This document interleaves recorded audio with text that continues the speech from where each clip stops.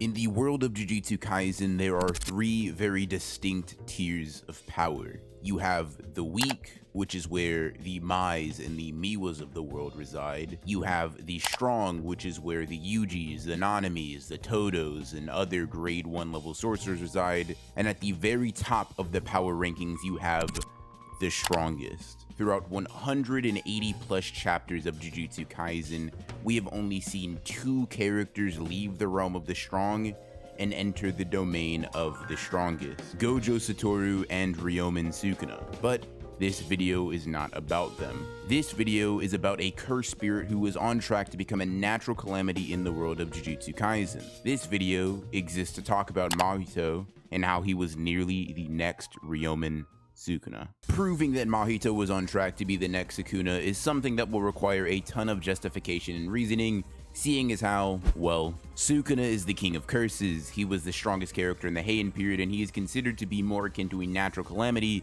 than an actual human being or a cursed spirit. And in comparison to this, Mahito got beaten up by a ragtag group of sorcerers that weren't even special grade, and was dealt the final blow by a kid who couldn't even use a curse technique. Needless to say that the difference in their pedigrees is astronomical. So why and how did I come to the conclusion that Mahito was on path to become like Sukuna? To answer that, we first need to look at the criteria of becoming the strongest in Jujutsu Kaisen. Thankfully, there are numerous statements from both Gojo and Sukuna that detail what is necessary to become like them, to become the unequivocal strongest in their respective era. The first thing that both Sukuna and Gojo harp on is your technique, or more broadly, your talent as a sorcerer. In chapter 9, Sukuna determines based solely off of Megumi's technique that he had the potential to completely manhandle the Finger Bearer curse that he ran away from. Keep in mind that up to this point in the series, Megumi has not shown any impressive potential feats, nor has he even shown a particular knack for close quarters combat like Yuji.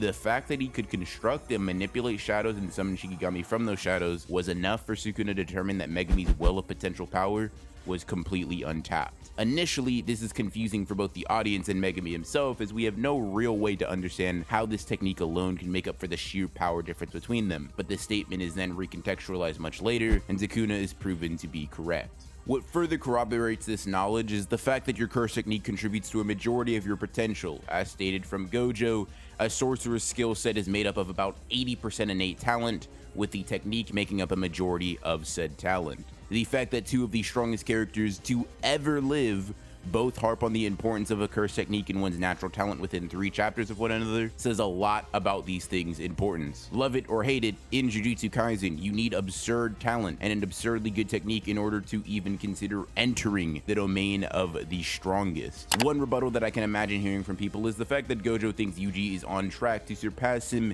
even though he currently does not possess a technique. But Gojo himself in the same chapter shows that he thinks Yuji will develop a curse technique, which keeps the logic of techniques and potential carrying a sorcerer consistent. With that being said, can we look at Mahito and determine that he has a powerful technique and the potential necessary to become a Sukuna level threat? To answer this question, I would, without hesitation, say yes. Mahito has one of the most versatile and deadly curse techniques in all of Jujutsu Kaisen and possesses the potential for sorcery that makes characters like Yuji and Megumi look pathetic in comparison. To address the curse technique aspect, I feel like it is almost completely self-explanatory. Idle Transfiguration allows for him to avoid damage from about 99% of the verse, and in the same vein, his technique also allows him to easily negate the durability of most Jujutsu Kaisen characters. This aspect of his technique alone puts him in the top echelon of the verse technique-wise, but he takes it a step further with the versatility and body manipulation that his abilities allow for. I won't delve too deeply into the intricacies of his technique here, because I have an entire video dedicated to explaining and breaking down Idle Transfiguration as a technique, which you can check out after this video. Regardless,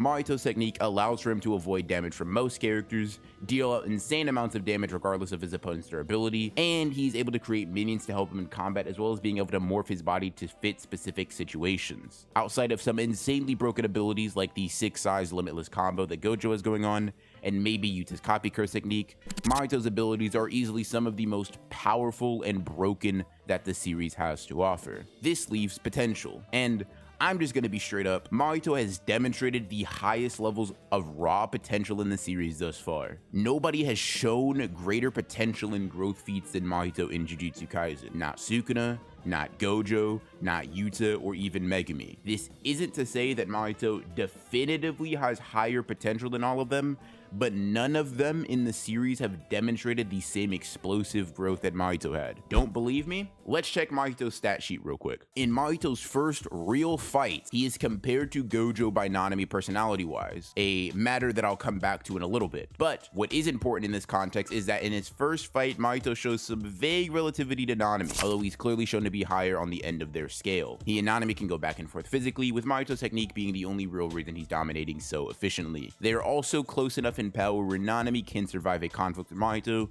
by going overtime and crushing him with tons of rubble. Keep in mind, Nanami is a grade 1 sorcerer, and not a particularly strong or high level grade 1 at that. He's probably right in the middle of the road when it comes to his rank, and this means that on the sorcerer scale, Mahito shows off a grade 1 level of combat efficiency. In his second fight, Mahito opens a complete domain expansion. Show me one other person who didn't have a domain expansion in their first battle and then developed one in their second. Like, what else needs to be said? He opens a domain expansion in the midst of getting his ass beat and instantly puts Nanami in a no-win situation without outside help. The difference in power here is so great that rather than even attempting to fight, Nanami instantly starts reminiscing on his life and admits defeat. It is only because of Sukuna's interference that Mahito does not snuff out Nanami's life right then and there. And even after Sukuna attacks Mahito and disrupts the domain expansion, he is able to evade both Yuji and Nanami using his intelligence and his technique. Now, maybe you don't understand how impressive what I just said is, because domain expansions have been used by tons of different characters, so why is it particularly special? Well, I'll tell you why. Gojo Satoru himself, the same character who shook the balance of the Jujutsu world with his birth, did not master his domain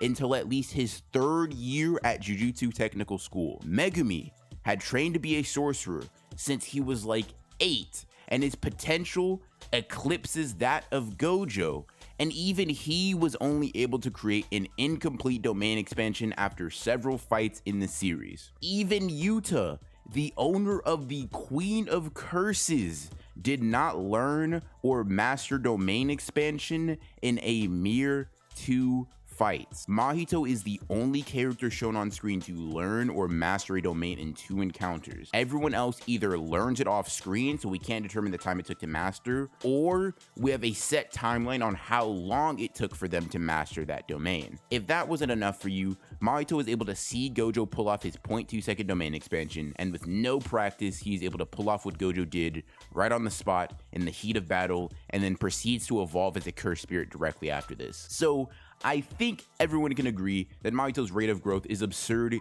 even when compared to other absurdly high potential characters in the world of Jujutsu Kaisen. However, potential and curse techniques on their own are not enough to push a character beyond the realm of the strong. What both Gojo and Sukuna agree to is that the final factor that can push one beyond the realm of the strong, the one that can push them into the domain of the strongest, is the selfish mindset that both he and Sukuna have demonstrated in their moments of strength. To exist and fight solely for the sake of oneself is what is required to grow and evolve in the world of Jujutsu sorcery. This much is stated in several chapters of the manga, but the 4 most important and impactful scenes of this ideal come from chapters 30, 75, 116, and 181. Chapter 30 and 75 act somewhat as a parallel to one another because in both of these chapters, the strongest characters are referred to or refer to themselves as the Honored One, and acknowledge their own desires, their own wants, their own will as being divine and more important than that of others. Sukuna is stated to merely exist for his own leisure with absolutely no concern for anyone else, and Gojo in his triumphant moment against Toji quotes Buddha himself and truly shifts from just being strong to being the strongest. Chapter 116 follows a very similar idea, but handles the concept in a bit more detail than the chapters prior.